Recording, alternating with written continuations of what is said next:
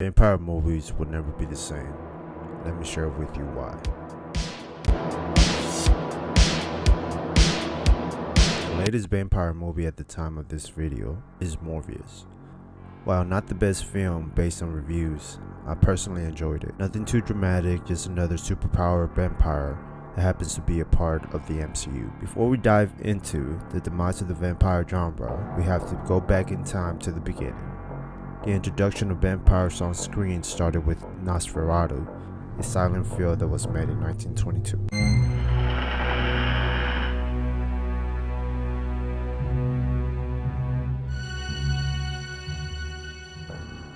Since, the vampire character has evolved from just a fang blood-drinking monster to many different styles of vampires.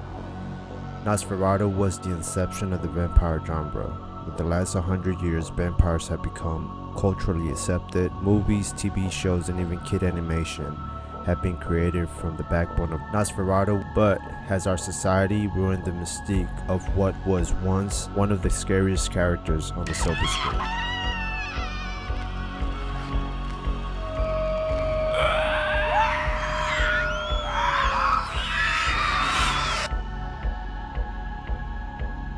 The main reason the genre is dying is the familiarity that has been developed by the companies to make vampires normal people and relatable. The main event that started this entire process was the mainstream push of Twilight in 2008. Twilight was adapted from the original series of novels by Stephanie Meyer that originally were published 3 years earlier. Twilight instantly became the #1 vampire movie at opening with a whopping $69,637,740. Twilight was widely accepted across the world, making $3.4 billion in gross through the entire 5 movies that were created. The movies were not the best nor the worst, but in my opinion, being a vampire/horror fan, these movies suck. The perception of what was meant to be a scary creature became known as an attractive guy that glows in the fucking sun. That's why we don't show ourselves in sunlight. People would know we're different.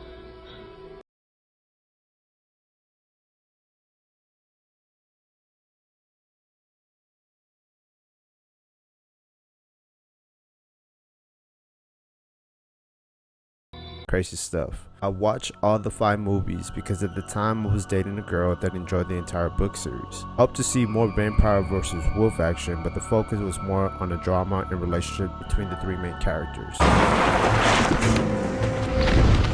Edward? If you ever touch her against her will again! Don't do this! She's not sure what she wants. Vampires were no longer fear. What was once supposed to be fear became cool. Don't get me wrong. Before this, vampires had already been thought of as cool, scary characters. Just ask every human who would dress up as a vampire for Halloween. But by being pushed to the masses, the exception became the norm. Vampires were now cool.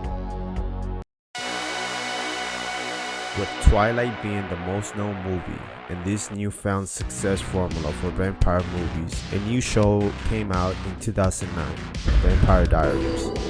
There were other vampire shows popularized such as True Blood, but the fact that you could only watch True Blood on HBO made it difficult for the general public to access. From the time that Vampire Diaries came out, I remember right away being hooked by Nina Dobrev, aka Elena. Here's where the aspect of vampires continue on its development within the culture to give the impression that vampires have the same problems that regular everyday humans have. I did enjoy the entire show of Vampire Diaries, but after a couple of seasons, plot within the show became repetitive and predictable. The show lasted 8 years, concluding in 2017. In addition, while Twilight and Vampire Diaries were hot, more films were added with the successful animation of Hotel Transylvania. Vampires were finally accepted across all ages. Hotel Transylvania grossed over $500 million worldwide on the 3rd installment alone. The peak of what I believe to be the perception that vampires are no longer to be feared. They were once human and they also have families like you and I. When I was 10, I remember watching my first vampire movie, Dusk Till Dawn. It started as an action movie and quickly became a horror film. I had no idea that regular people could turn into monsters who survive on blood. And immediately it became a fight of survival between humans and vampires. Also, it was my interest in Salma Hayek.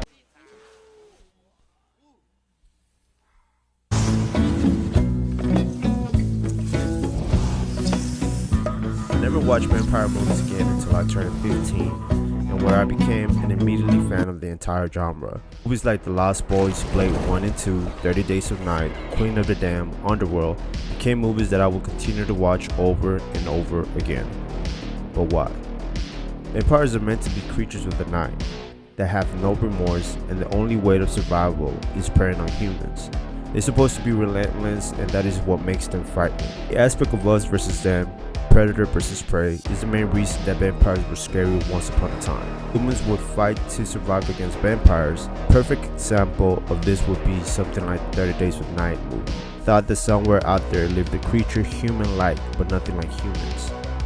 Yes, the fangs, not being able to go out in the sun, the thirst of blood, the super strength, and the immortality might be classic boring tropes, but there is an opportunity in recreating the vampire to make it stronger and scarier. Blade 2 had a great introduction to the Reaper brand of vampires with a Jared Nomad, and while this is an idea that came out of Marvel, it was still one never seen on screen, and pretty cool to see. After 100 years of vampires, I believe vampires will one day come back and become the scary monsters that we saw in our society. It's going to take a lot of time, and it's going to take a lot of development for that to occur. I hope you enjoyed today's video, and if you did and you made it to the end of the video, I hope you subscribe and stick for more videos like this.